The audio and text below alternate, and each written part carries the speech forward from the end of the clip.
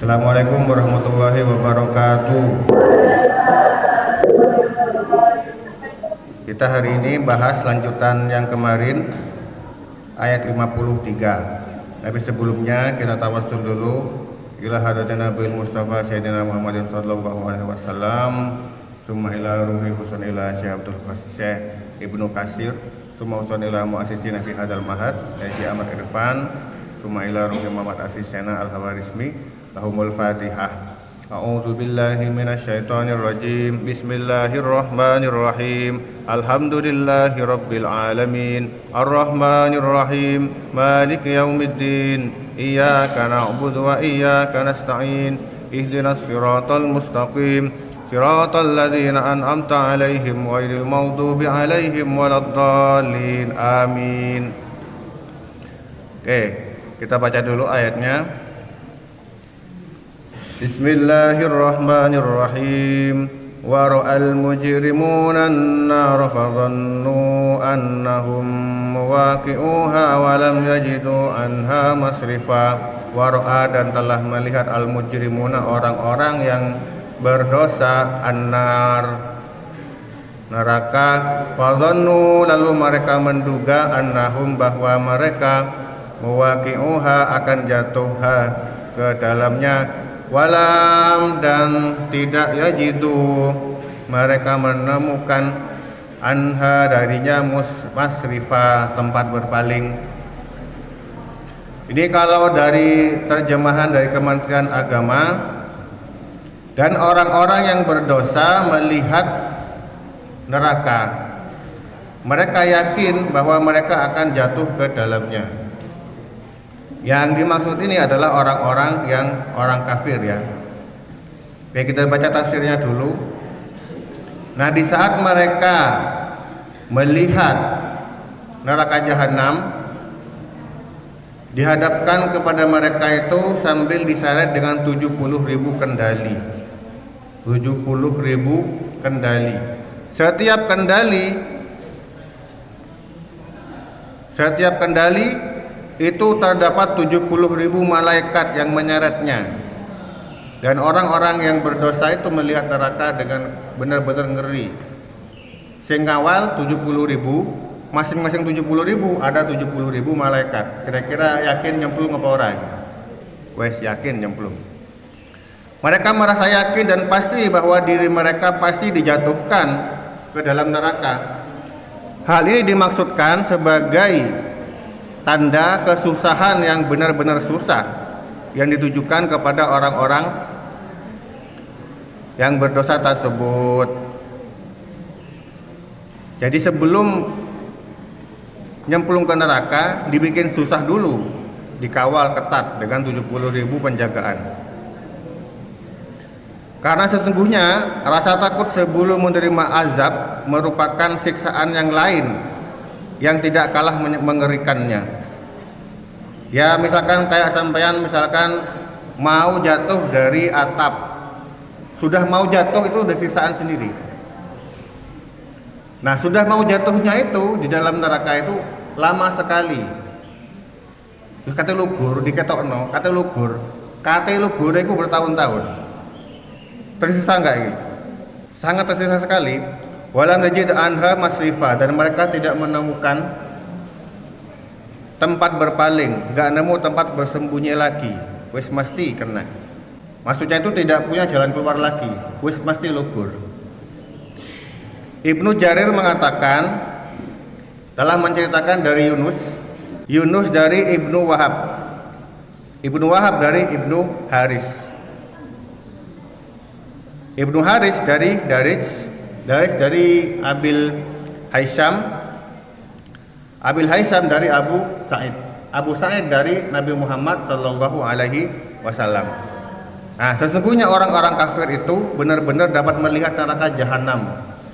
Benar-benar kelihatan. Siapa yang kata orang? Enggak kata. Ya wes, alhamdulillah. Jadi orang kafir itu benar-benar melihat neraka jahanam sejauh perjalanan 400 tahun. Dari sini ke sana, misalkan neraka jahanamnya di arah sana, ya. Dari sini ke sana jaraknya 400 tahun perjalanan. Jauh nggak kira-kira? Jauh. Kok bisa kelihatan? Berarti besar sekali ya. Matahari jauh nggak matahari? Kok kelihatan? Saking besarnya. Neraka jahanam ini sampai 400 tahun perjalanan masih kelihatan. Berarti sangat besar sekali. Artinya orang-orang yang banyak dosanya pasti ke bagian tempat, gak usah khawatir. Imam Ahmad mengatakan telah menceritakan dari Hasan dari kami dari bahwa dari sini dari Abu Haisam dari Said Al-Khudri. Said Al-Khudri ini mengatakan bahwa Nabi Muhammad SAW mengatakan orang kafir diberdirikan selama 50.000 tahun. Berapa? 50.000 tahun. Sebagai pembalasan tidak mau beramal di dunia. Artinya dalam 50.000 tahun itu merasakan ngerinya berada di depan neraka jahanam. Tersiksa enggak ini? Itu tersiksa sekali. Nek melihat surga 8.000 tahun, melihat toh itu bahagianya sudah luar biasa. Iki dibalik, iki sing dilihat itu neraka jahanam. Maka kita berdoa kepada Allah, na'udzubillah min dzalik. Maka wajib kita, kalau memang kita benar-benar niat menjauhi dari neraka, maka setiap sholat kita berdoa. Apa doanya? Ya muqallibal qulub, sabit qulubana ala dinik. Doa lain yang wajib dibaca apa? Sajane gak wajib. Cuman karena sampean pengen selamat dari surga, pengen jauh dari neraka, doa apa? Rabbana atina fid dunya hasanah wa fil akhirati hasanah wa qina adzabannar. Ya wes iku doane. Oke, kita lanjutkan ayat ke 54. Walaqad sarrafna fi hadzal qur'ani lin-nasi min kulli masal wa kana al-insanu aktsara syai'in jadala. Walaqad, dan benar-benar sarrafna, kami telah mengulang-ulang. Apa sih diulang-ulang itu? Fi, di dalam hadza itu ini Al-Qur'anu Quran linnasi, bagi manusia, min kulli masal, min dari kulli setiap masal. Apa masal? Perumpamaan. Wa kanal insanu, adapun manusia, aksaro syai'in, aksaro banyak di antara mereka, jadala, apa jadala? Apa jadala? Membantah. Jadi nek sampean disuruh bersih-bersih kok bantah, berarti sampean normal kono ya. Ya wis normal wis kono kuwi. Cuman sakjane meskipun kodratnya manusia itu suka membantah, sampean pengen selamat ora? Selamat. Nek pengen selamat, jangan membantah. Santri-santri sekarang sudah ngerti mana wajib, mana sunnah, mana haram. Tidur hukumnya apa tidur? Apa hukumnya tidur? Gak ngerti. Apa hukumnya mangan? Nah ini harus jelas ini. Tidur yang berpahala itu ya apa? Makan yang berpahala itu bagaimana? Ini harus kalian tahu. Innamal a'malu binniat. Amal itu tergantung dari niatnya. Kalau ada maling, tahu maling? Maling niat ingin nyolong, nawa itu malingu. Maksud lillahi ta'ala, enggak ya? Untuk keluarga gitu ya, mungkin untuk apanya gitu ya. Terus si maling ini lapar. Malingnya lapar. Terus dia makan. Makannya dia karena pengen maling. Lah gak makan, gak kuat maling. Makannya ini haram apa halal? Ya ini. Makannya maling kalau niatnya nyolong haram. Kok gitu Ustaz? Coba gak usah makan, lapar gak isi doma, gak isi domalik. Wudu juga sama. Wudu itu hukumnya apa? Sunnah. Tapi khusus untuk wudu yang sholat wajib, wudu sebelum sholat maghrib, wudu sebelum sholat isya, itu hukumnya wajib. Kenapa? Kalau wudunya nggak dilaksanakan, sholatnya nggak sah. Maka wudu yang itu hukumnya apa? Wajib. Kalau wudu yang itu, yang menuju sholat fardu, itu hukumnya wajib. Oke, kita kembali ke tafsir Ibnu Katsir.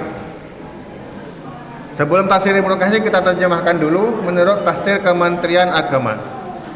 Walaqad sarrafna, dan sesungguhnya kami telah mengulang-ulangi bagi manusia di dalam Al-Qur'an bermacam-macam perumpamaan, bermacam-macam contoh. Dan manusia adalah makhluk yang paling banyak membangkang. Salah satu perumpamaan di sini Al-Kahfi menjelaskan perumpamaan. Coba siapa yang bisa sebutkan contoh perumpamaan yang ada di dalam Al-Quran? Apa? Satu saja. Satu perumpamaan di Al-Quran. Bingung? Satu aja. Jadi perumpamaan dalam Al-Quran itu berulang-ulang, tapi beda-beda. Contohnya di dalam Al-Baqarah, innallaha la yastahi ayat 5 masalan ma ba'udatan wa ma fawqaha. Innallaha, sesungguhnya Allah, la yastahi, tidak segan-segan, ayat 5 membuat perumpamaan masalan ma ba'udatan, seperti nyamuk, sama fawqaha, atau yang lebih kecil. Famal ladina amanu, adapun orang-orang yang beriman. Fa'amal ladina amanu, apa tulisannya? Innallaha la yastahyi ay yadriba masalan ma ba'udatan fama fawqaha fa'ammal ladina amanu faya'lamuna annahu al-haqqu min rabbihim. Adapun orang-orang yang beriman yakin ini berasal dari Allah. Fa'ammal ladina kafaru, adapun orang-orang yang kafir, amaladina amanu fayaquluna, mereka berkata, madza aradallahu bihadza masalah, ngapain Allah bikin kayak ginian? Apa tulisannya? Amaladina kafaru fayaqlamuna anna haqqu min rabbihim wa ma yudillu bihi illal fasikin. Fasikun wa fasikin. Dan yang dibikin sesat oleh Allah itu adalah orang yang fasik. Maka kita berlindung kepada Allah, semoga kita jangan sampai menjadi orang yang fasik. Amin Allahumma amin. Oke, kita kembali ke tafsirnya lagi. Allah Subhanahu wa taala menjelaskan, kami telah menjelaskan dan menerangkan di dalam Al-Qur'an ini berbagai perkara secara rinci agar mereka tidak sesat dari atau tidak menyimpang dari jalan petunjuk. Akan tetapi, sekalipun dengan adanya keterangan dan penjelasan ini yang membedakan antara perkara yang baik dan yang batil, manusia itu banyak membantah, suka menentang, melawan terhadap perkara yang hak dengan mengikuti perkara yang batil. Kecuali, nah ini ada kecualinya. Kecuali apa? Kecuali orang yang diberi petunjuk oleh Allah. Allahumma ja'alna minhum. Semoga kita termasuk di dalamnya. Dan Allah memperlihatkan kepada jalan menuju keselamatan. Imam Ahmad pada suatu ketika bercerita kepada Abul Yaman. Abul Yaman bercerita kepada Syu'aib. Syu'aib bercerita dari Az-Zuhri. Az-Zuhri dari Ali ibn Husain. Husain ibn Ali. Ini bolak-balik ini. Ali ibn Husain, Husain ibn Ali, dua-duanya maksudnya. Nah, ini bercerita bahwa Ali bin Abi Thalib pernah bercerita, suatu malam Rasulullah Shallallahu Alaihi Wasallam membangunkan Sayyidina Ali.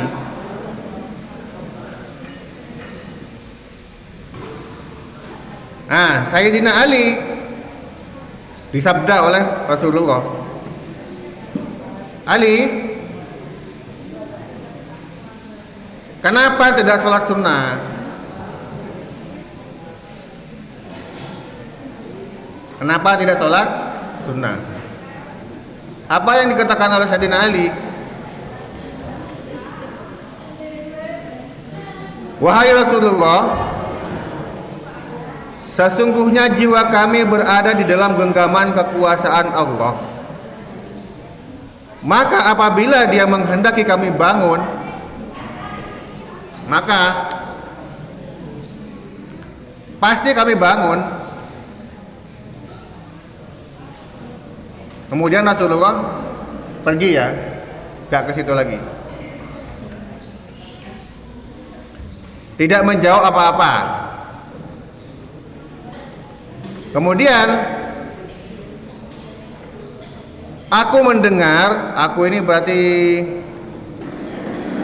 Husain, aku mendengar beliau memukul pahanya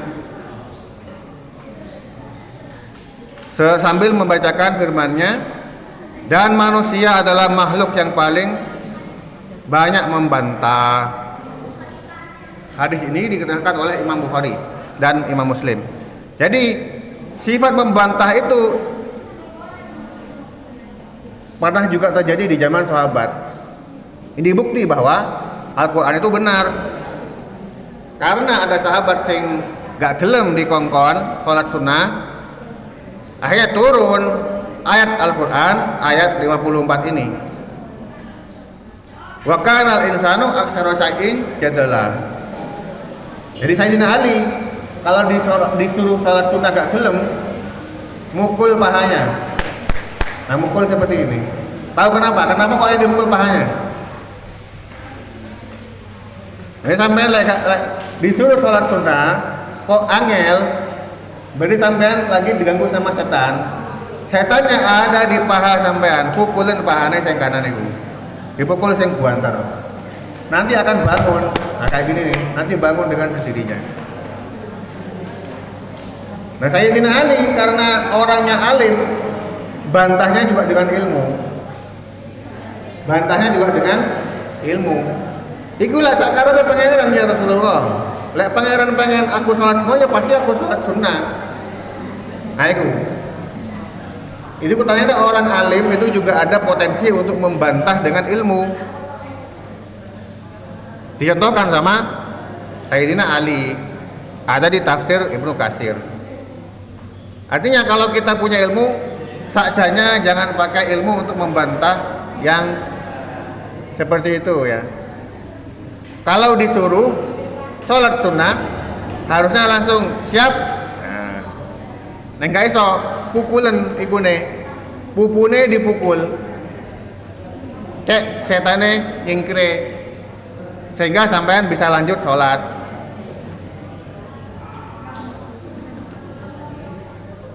Kemudian ayat 55 kita lanjutkan minggu depan ya.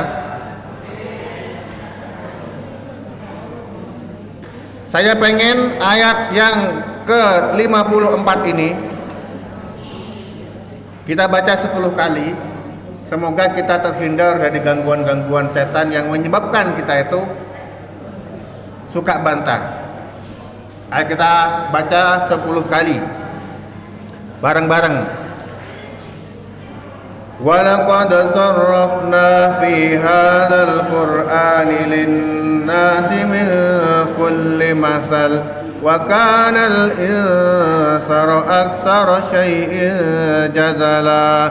Walaqad sarrafna fi hadzal qur'ani lin-nasi min kulli masal wa kana al-insanu aktsara syai'in jadala.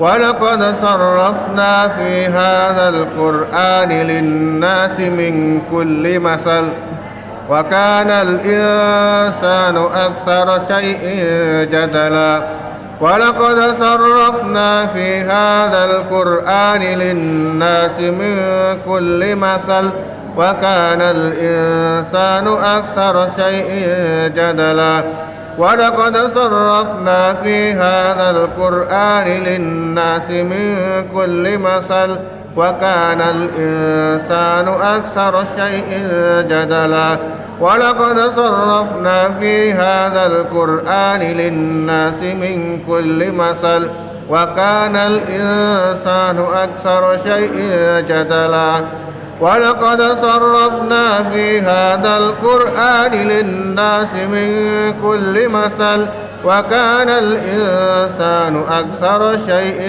جدلا ولقد صرفنا في هذا القرآن للناس من كل مثل وكان الإنسان أكثر شيء جدلا ولقد صرفنا في هذا القرآن للناس من كل مثل وكان الإنسان أكثر شيء جدلا. Gimana, sudah hafal? Coba yang laki-laki baca ayat ini satu kali aja tanpa melihat Al-Quran. 1, 2, 3.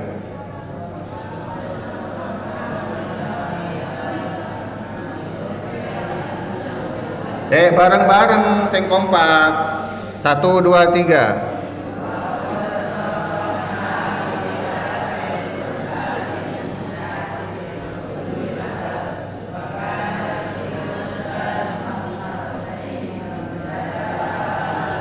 Ya, bagus. Sekarang yang perempuan. 1, 2, 3.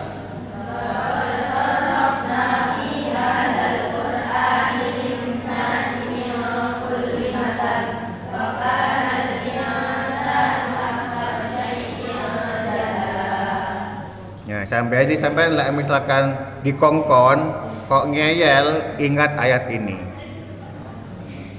Ingat ayat ini. Walaqad sarafna dan seterusnya. Ayat berikutnya, wallahu a'lam. Allahumma arhamna bil Qur'an waj'alhu lana imama wa nuran wa hudan wa